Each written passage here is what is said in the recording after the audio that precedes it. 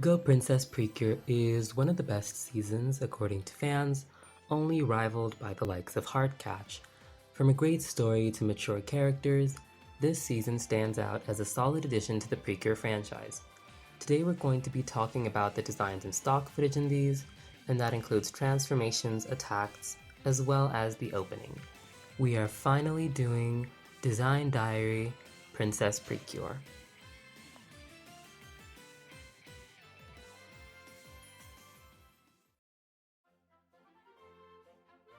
Right away, the girls in Go Princess are taller and lankier than the ones in the previous season.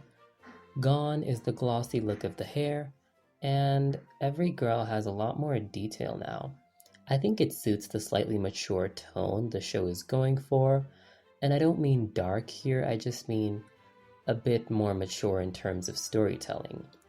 Even from their uniforms, you can kind of see the girls' personalities shining through. Kirara has a bright headband and places a star on her bow, which shows off her bigger, brighter personality. Her fashion interest is also shown due to the fact that she's customized her uniform.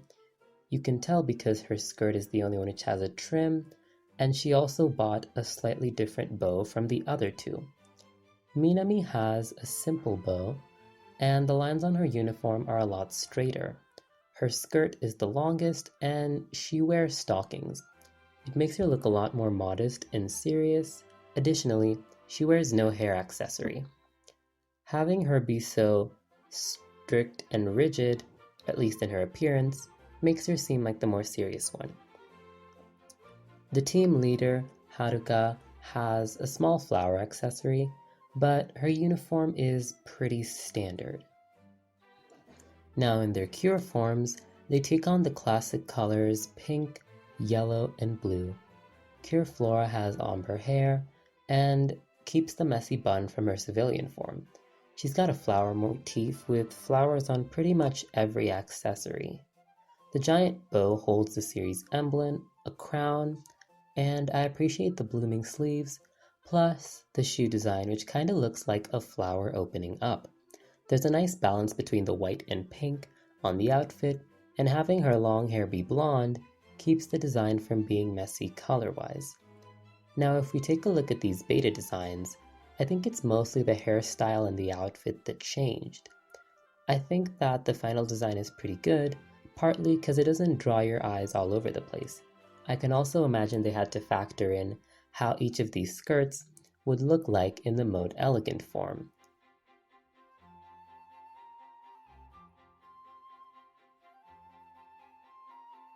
I also appreciate the design with wild hair and roses, but it doesn't really suit her personality since it makes her seem larger than life, which she really isn't.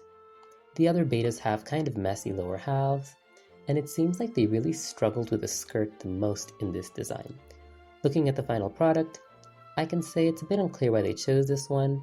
The flower petal skirt is pretty simple, but I don't know, it's not really here or there. I'm just aware that it's a bit plain. I do like the trail though. Up next we've got Cure Mermaid. Some people didn't like her design because of the giant hair, but I have to say I'm a fan. Her design has a similar pattern on the top and the skirt. Generally, there's a lot of soft, curvy lines. I also like the use of pink pearls on the outfit because it makes good use of the palette they've chosen. There's white and blue. Each of the girls this season has white shoes and white sleeves, whereas the girls in the previous season had a black vest. It's just an interesting contrast, I noticed. The tail on the skirt kind of looks like fish fins, and I like that the big bubble hair cascades down like waves with bubbles along the stream. It reminds me a lot of water, and it's pretty obvious what she's based on, and I wonder what she would have looked like if she was designed in Tropical Rouge. Mermaid's betas have this one with a cape, and I think it's really unnecessary. Capes tend to really clutter the silhouette a lot, and I can see why they removed it at least in her base form, because it would make her more identifiable. The scales were kinda pretty, and I like the cute short twin tails, but I don't think that the wavy hair in this design suits Minami very well. It's a lot more fun than Minami's serious, elegant personality. If anything, I'd remove the messy hair strands near her head. I think that it's quite a lot of detail in one area, so that's the only problem I have with her canonical design.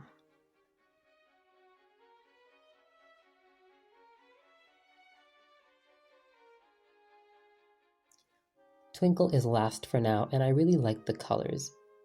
Orange, yellow, and purple make for a great color scheme.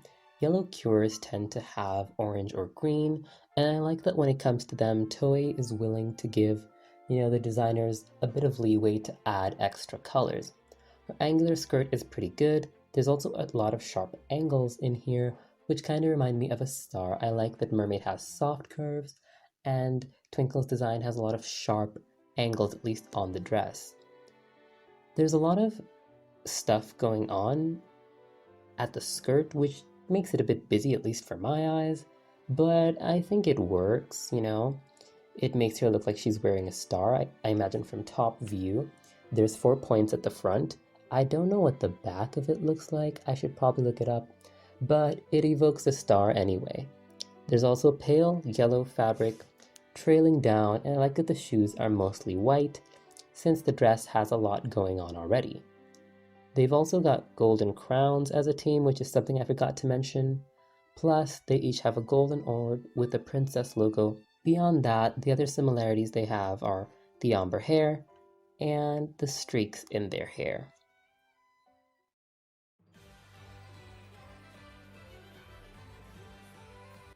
So with this season's transformations, I must admit they're very pretty, but I can't read much of the girls' personalities from these.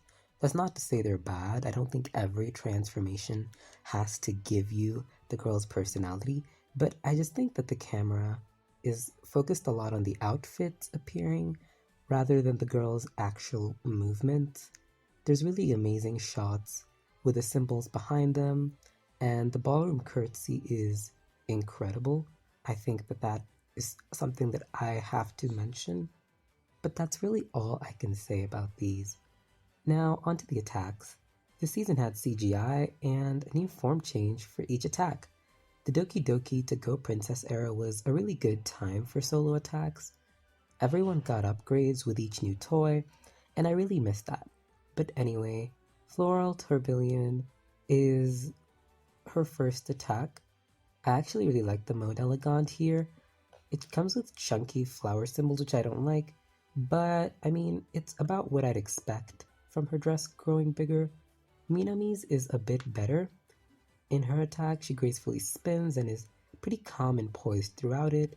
She gets a frilly pencil skirt and forms a cyclone with it, which is pretty cool. Twinkle is last, and she gets to strike a few fun poses, and seems to be pretty conscious of the camera's presence. She faces it here, and when she's turning, I also appreciate the little wink at the start of her attack. Her mode elegant is actually my favorite, as the bottom adds a lot of detail to match the top. The purple fabric and stars are really pretty, and I mentioned that her design was a bit top heavy, which is why I appreciated the boots not having too much detail, but I think that here it's really well balanced. The girls get more dress-up keys as the show goes on, and what I love about these is the versatility. Their main key is for finishers, but the second keys are different. Twinkle's Luna key is used as a shield and a platform, plus she's used it as a spinning projectile too. I love this because it gives the girls more combat options.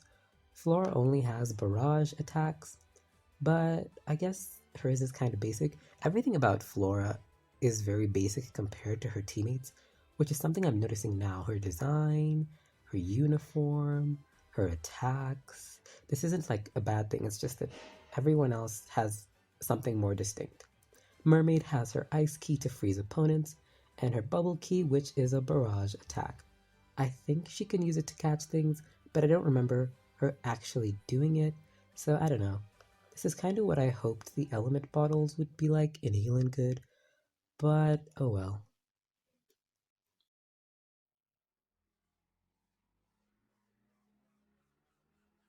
So now that we've gone over our first trio, let's look at our second. We're gonna go in semi-chronological order. But first, we do need to talk about the ally the Cures have, and that's Yui. Yui has cute blue braids and a pair of glasses. She's Haruka's shy roommate, and I thought she deserved mention even though I don't really have much to say on her design. So, the trio I was talking about is Disdark. Close comes in episode 1, and his design has a punk, delinquent vibe. I enjoy that they gave him makeup, the spiky hair, the wide stance. All of this just gives him an extreme edginess. I also appreciate the open chest, which shows off the lock necklace, because it fits the lock into his design really naturally. The second villain we get to see is Shut, and he's our flamboyant villain for the season. Really good use of different shades of blue, and I also appreciate that he wears eye makeup just like clothes. He's got yellow buttons on the top, and there's not much else to him. I do think the hat's pretty fancy though, with the roses and the white. That leaves us with Locke. He's the youngest, and he dresses like it with a devilish hoodie and red wings. He also has stripes, and I must mention that the lock is placed pretty well on each of them, fitting their style without ever standing out as ill-fitting. It takes a lot to make the lock that so clearly fits clothes work well on both Shut and Lock. The Zetsuborg are actually pretty creative, and they're this season's monsters, so instead of going over each of them, I'm just going to show you some of my favorite ones.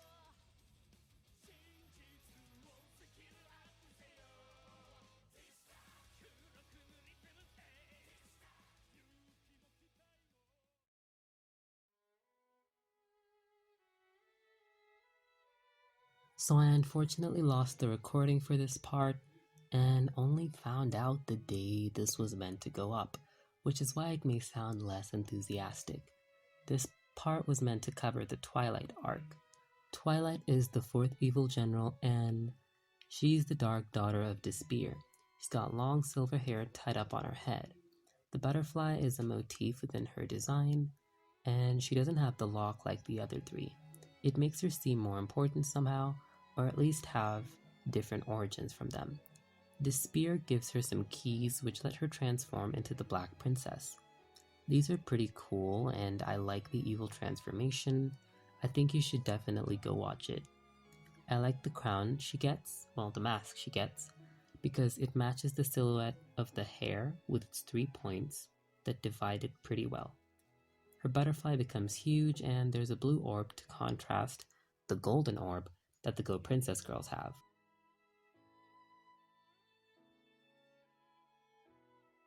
So, Akagi Toa is actually the lost princess of Hope Kingdom, and the sister of a character we'll get to eventually. She has red hair and also wears the standard uniform. The only difference is her folded white socks. Her civilian form also makes use of white, which counters the black clothing in her Twilight form. As Cure Scarlet, her transformation is pretty stunning. She's very serious, and the voice actress puts this across really well. I appreciate the fabric swaying like flames. I think the deep red crown is striking while evoking a fire. I also appreciate the white wings, which adds a bit of elegance, as it is a mid-season thing to add things like that. Her shoulders are covered in fiery feathers, and her shoes are probably the most creative all season. White, gold, and red look incredible on her, just like they did on Cure Ace.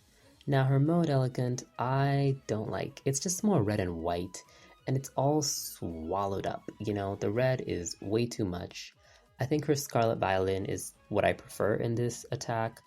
My favorite instrument for how ornate it is. It has a pretty nice design, and I like the angel wings, you know. There's feathers on her because Phoenix, but also like angel, which I like to think is because she's been redeemed and she's now on the good side.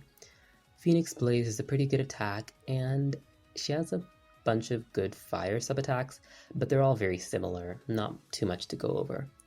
Now, Toa's skin tone actually caused a lot of controversy in the fandom. See, Toa's brother is dark-skinned and Toa is pale. Additionally, Toa's mother is dark, so people found it interesting that they kept her like this. Personally, I think Kanata's dark skin was a reference to Utena, which is something that the series references a lot.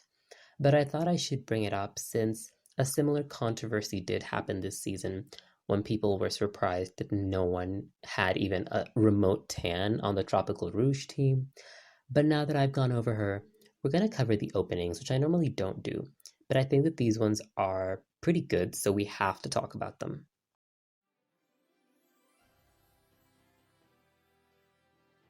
So this season, every villain has their own monstrous power-ups. Close turns into a crow, Shut turns into a cat, and Lock turns into a frog. The Animal Association has pretty cool payoff since once Close is revived, the sky is filled with crows. His second design is definitely an outfit downgrade. It makes him look more confident and experienced, but I don't like it. It's a good design. Close's final design, however, is incredible.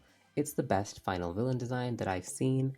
It's got such a good balance of colors. I love how his lower half gets all the crow elements, so he can get like a really interesting silhouette with all the feathers and the wings and the crow feet. He's very monstrous, and his punk inspiration is on full display. Shut's beast form is okay.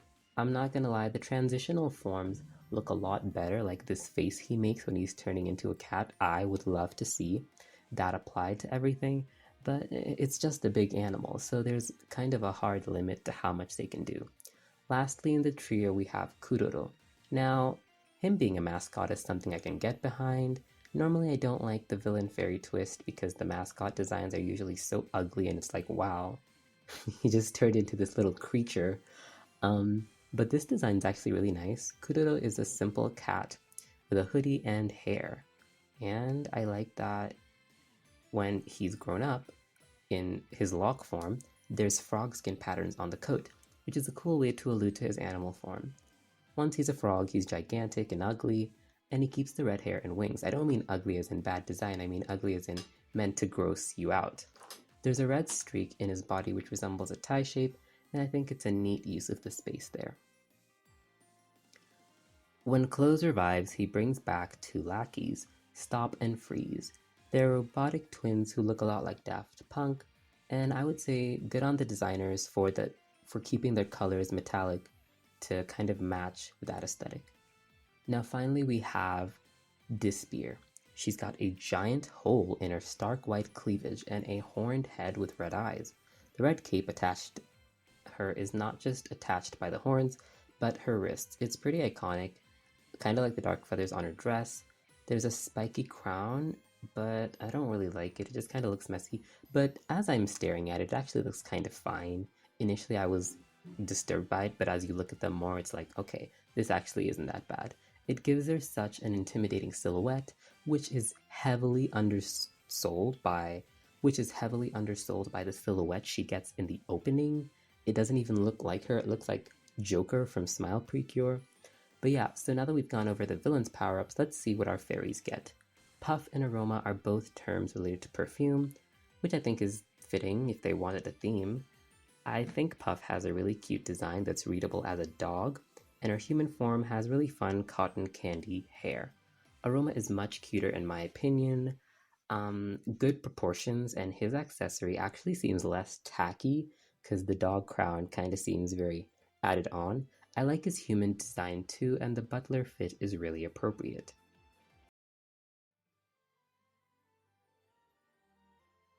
So now we're at the final attacks that the girls get, and here we'll start with their final keys. Flora gets Sakura Turbulence, which is 2D, and once again it's a barrage of petals. There's a nice shot with a tree since normally attacks don't have that much downtime. Coral Maelstrom is a bit more creative with a giant ocean wave, with dolphins and coral. Twinkle has Galaxy Chorus, which is a shower of stars, and it's a pretty cool swirl for the attack, which makes it stand out. Finally, there's Scarlet Prominence, which has the entire sun float above her while firing a giant flame. I think each of these final attacks is simple and makes good use of the girls' elements while adding something new. I should also add that the music during these is pretty good. Now, it's on to the group attacks. Eclat Espoir is up first, and the girls use their last keys to transform and grow 10 feet tall. I really like these designs, especially how each of them now has their motif represented in the dress and its accessories. The hair is lengthened, which I know I've complained about before, but I'll forgive it for these dresses. The white base works really well with the light colors, and the saturation is saved for the bows, which helps them stand out. Grand Printemps is up next, and I love the shot that transitions from the toy into the castle. It's a good design for the wings. Lace is a pretty unique way to design those. They could have just gone with feathers, but I really like this decision. It's pretty cool to see them all shoot down as the field below blooms entirely before massive fireworks. At the very end of the season, we finally get to see the golden key from the opening, and the girl's final transformation is born. The Grand Princess forms caught some flack for not using the girl's colors, but honestly, I think gold is a solid choice.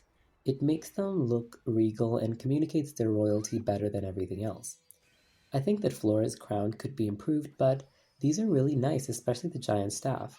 It reminds me of the older power-ups like Crescendo or the ones from the All-Star forms, where gold and white are used, so I really love these. I don't think every power-up needs to use the girl's colors. It's one of the reasons I actually liked the Innocent form, because it did have the girl's colors on the skirt, but it gave them all something more uniform. Flora does also have a shorter version to fight in, which is similar to her base form, but colored gold. I believe she gets some more hair streaks in this form, and the skirt is a bit neater.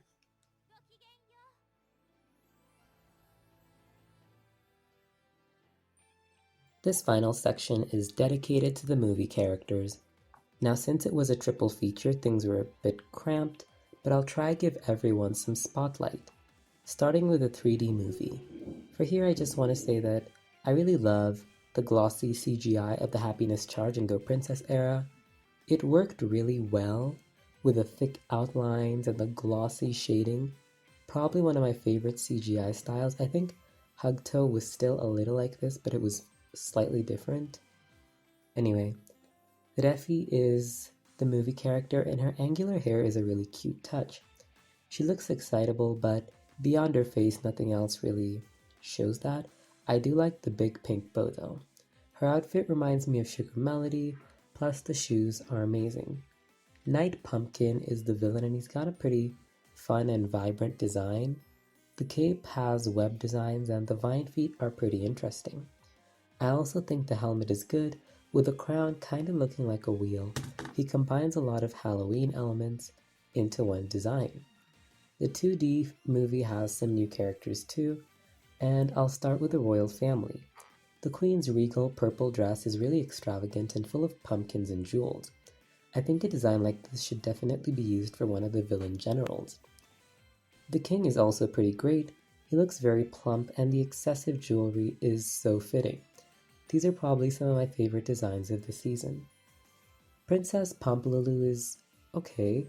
She's got a monochrome dress in translucent fabric, but it's really hard to top her parents' designs. I guess hers is just a more simple version of theirs, that's less gaudy and rich light. The movie Villain Warp has a pretty awesome design. I'm not a huge fan of the color palette, but I do like that the jewels are consistent across most of the movie characters. Might be a culture thing I forgot from the movies. I also think the concept of a glass book is so creative. It looks so unique when paired with him. Now, given how pumpkin themed this movie was, they got a new power-up and it was pretty good. The transformation music